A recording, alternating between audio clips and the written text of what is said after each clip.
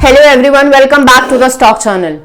Today we are talking about the potential of investing in small cap stocks and why they can be an intriguing option for investors.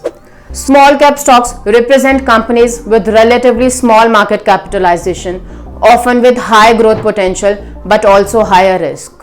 One of the main attractions of investing in small cap stocks is their potential for significant capital appreciation. These companies are typically in their early stages of growth, and successful ones can experience rapid expansion, leading to substantial returns for investors. Another benefit is the opportunity for discovering hidden gems.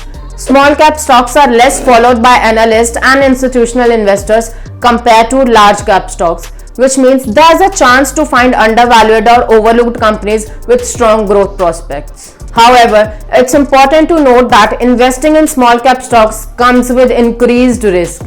These companies may be more vulnerable to market volatility, economic downturns, and business challenges. Therefore, investors should be prepared for higher volatility and conduct thorough research before investing. In conclusion, small cap stocks can offer attractive growth opportunities, but they require careful analysis and risk management.